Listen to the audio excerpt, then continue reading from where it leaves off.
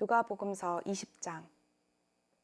예수께서 어느 날 성전에서 백성을 가르치시며 기쁜 소식을 전하고 계실 때에 대제사장들과 율법학자들이 장로들과 함께 예수께 와서 말하였다.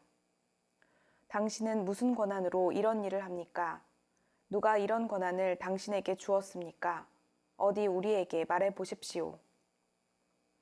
예수께서 그들에게 대답하셨다. 나도 너희에게 한 가지 물어보겠으니 나에게 대답해 보아라. 요한의 세례가 하늘에서 난 것이냐, 사람에게서 난 것이냐? 그들은 자기들끼리 의논하면서 말하였다. 하늘에서 났다고 말하면 어찌하여 그를 믿지 않느냐고 할 것이요. 사람에게서 났다고 말하면 온 백성이 요한을 예언자로 믿고 있으니 그들이 우리를 돌로 칠 것이다.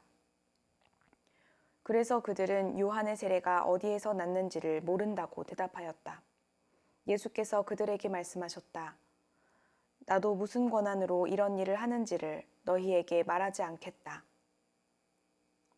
예수께서 백성에게 이 비유를 말씀하셨다. 어떤 사람이 포도원을 만들어서 농부들에게 새로 주고 오랫동안 멀리 떠나 있었다. 포도를 거둘 때가 되어서 포도원 주인은 포도원 소출 가운데서 얼마를 소장료로 받아오게 하려고 종 하나를 농부들에게 보냈다.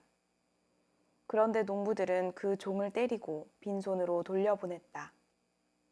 주인은 다른 종을 보냈다. 그랬더니 그들은 그 종도 때리고 모욕하고 빈손으로 돌려보냈다.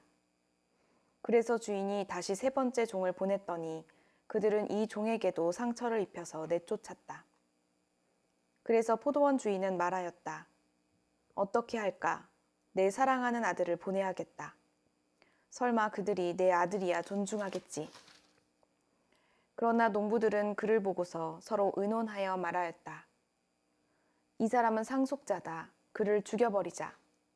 그래서 유산이 우리 차지가 되게 하자. 그리하여 그들은 주인의 아들을 포도원 바깥으로 내쫓아서 죽였다. 그러니 포도원 주인이 그들을 어떻게 하겠느냐? 주인은 와서 그들을 죽이고 포도원을 다른 사람들에게 줄 것이다. 사람들이 이 말씀을 듣고서 말하였다. 그런 일이 없기를 바랍니다. 그때 예수께서 그들을 똑바로 바라보시고 말씀하셨다. 그러면 집 짓는 사람들이 버린 돌이 집 모퉁이의 머릿돌이 되었다 하고 기록된 말은 무슨 뜻이냐? 누구든지 그 돌 위에 떨어지면 그는 부스러질 것이요. 그 돌이 어느 사람 위에 떨어지면 그를 가루로 만들 것이다. 율법 학자들과 대제사장들은 예수가 자기네들을 겨냥하여 이 비유를 말씀하신 줄 알았다. 그래서 그들은 바로 그때에 예수께 손을 대어 잡으려고 하였으나 백성을 두려워하였다. 그리하여 그들은 기회를 엿보다가 정탐꾼들을 보내서 이들이 거짓으로 의로운 사람들인 채 행세하면서 예수께로 접근하게 하여 그의 말씀을 책잡게 하였다. 그렇게 해서 그들은 예수를 총독의 치리권과 사법권에 넘겨주려고 하였다. 그들은 예수께 이렇게 물었다.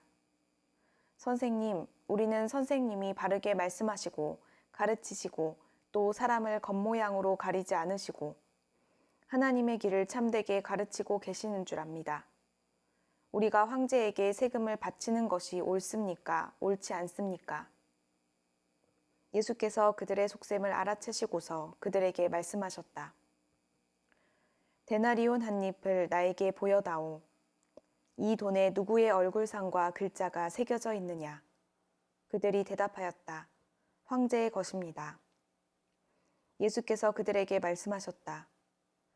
그러면 황제의 것은 황제에게 돌려주고 하나님의 것은 하나님께 돌려드려라. 그들은 백성 앞에서 예수의 말씀을 책잡지 못하고 그의 답변에 놀라서 입을 다물었다.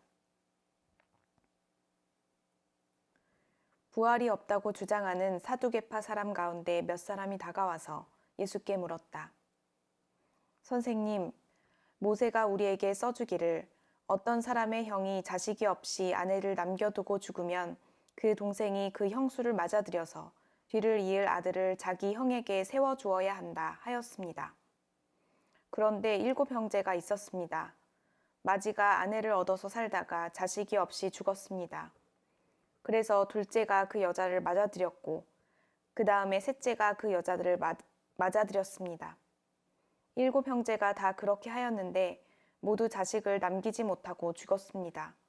나중에 그 여자도 죽었습니다. 그러니 부활 때에 그 여자는 그들 가운데서 누구의 아내가 되겠습니까? 7이 다 그 여자를 아내로 맞아들였으니 말입니다. 예수께서 그들에게 말씀하셨다. 이 세상 사람들은 장가도 가고 시집도 가지만 저 세상과 죽은 사람들 가운데서 살아나는 부활에 참여할 자격을 얻은 사람은 장가도 가지 않고 시집도 가지 않는다. 그들은 천사와 같아서 더 이상 죽지도 않는다. 그들은 부활의 자녀들이므로 하나님의 자녀들이다. 죽은 사람들이 살아난다는 사실은 모세도 가시나무 떨기 이야기가 나오는 대목에서 보여주었는데 거기서 그는 주님을 아브라함의 하나님, 이삭의 하나님, 야곱의 하나님이라고 부르고 있다. 하나님은 죽은 사람들의 하나님이 아니라 살아있는 사람들의 하나님이시다. 모든 사람은 하나님과의 관계 속에서 살고 있다. 이 말씀을 듣고서 율법학자 가운데 몇 사람이 말하였다. 선생님, 옳은 말씀입니다. 그들은 감히 예수께 더 이상 질문을 하지 못하였다. 예수께서 그들에게 말씀하셨다. 어떻게 사람들이 그리스도를 다윗의 자손이라고 하느냐? 다윗이 친히 시편에서 말하기를 주님께서 내 주께 말씀하셨다. 내가 내 원수들을 내 발 아래 굴복시킬 때까지 너는 내 오른쪽에 앉아 있어라 하였다. 다윗이 그리스도를 주라고 불렀는데 어떻게 그가 다윗의 자손이 되겠느냐? 모든 백성이 듣고 있는 가운데 예수께서는 자기 제자들에게 말씀하셨다. 율법학자들을 조심하여라.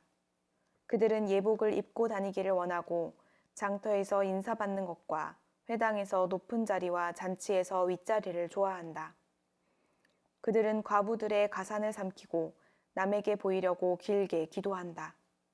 그들은 더 엄한 심판을 받을 것이다.